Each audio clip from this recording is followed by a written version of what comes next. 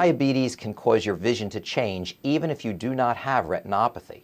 Quick rises and dips in your blood sugar levels can change the shape of your eye's lenses, and this can cause your vision to blur. You can reduce these episodes of blurred vision by tight blood sugar control. Also, if you have diabetes, you must have a dilated eye exam every year. This is very important because while vision loss from retinopathy cannot be reversed, it can often be controlled if it's detected early. Remember, even though you may not notice any changes in your vision, we may discover a problem during an exam. So let's take a closer look at NPDR and how it affects your vision. With non-proliferative diabetic retinopathy, or NPDR, damaged blood vessels in the retina begin to leak fluids, including small amounts of blood, into the retina. Sometimes deposits of fats may leak inside the retina. These deposits are called hard exudates. Many people with diabetes can have a mild form of NPDR that doesn't affect your vision at all.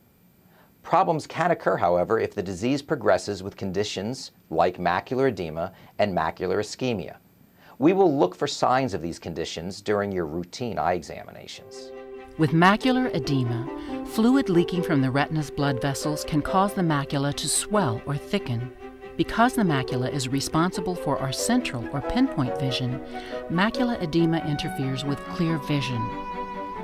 Macular ischemia occurs when small blood vessels close. In this case, your macula is affected because it no longer receives enough blood to work properly. For macular ischemia, where blood vessels in the macula close, there is no treatment. If macular edema is found, laser surgery is often used to reduce the swelling of the macula. It is usually performed right here in an office setting.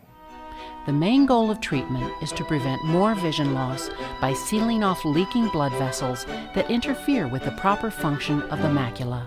Medication injection therapy is also being used to treat macular edema.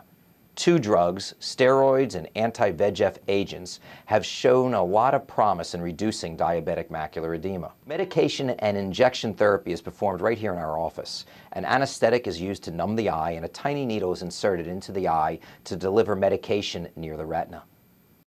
Now let's talk about proliferative diabetic retinopathy, a stage after non-proliferative diabetic retinopathy. With PDR, many blood vessels in the retina close, preventing adequate blood flow to the retina.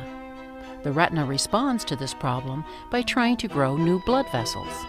However, these new abnormal vessels do not provide proper blood flow. They can also bleed as well as lead to scar tissue, which may cause the retina to wrinkle or even detach. If similar vessels grow abnormally in the front of the eye, they can block the drainage channels of the eye and cause high pressure and possibly glaucoma. Both your central and side vision can be affected by PDR. Treatment for PDR is often done with laser. The treatment is usually performed in an office setting. For comfort during the procedure, an anesthetic is applied to the eye. The laser is applied to the peripheral retina, avoiding the central macula. This causes the blood vessels to shrink and often prevents them from growing again in the future. It also decreases the chances of the blood vessels bleeding into the vitreous or causing a retinal detachment. In some cases, multiple laser treatments may be necessary. If you treat retinopathy early, it is not likely that total blindness will occur. Remember, treatment does not cure diabetic retinopathy, but it often is effective in preventing further vision loss. Most people with diabetes can retain useful vision.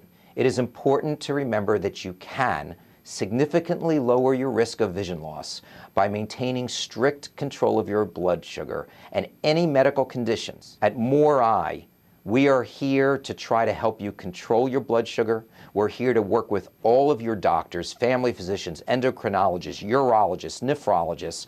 And the truth is, if the patient is the partner with the doctor and understands how to tightly control their blood sugar, then 73% of all complications can be eliminated. The best treatment is prevention.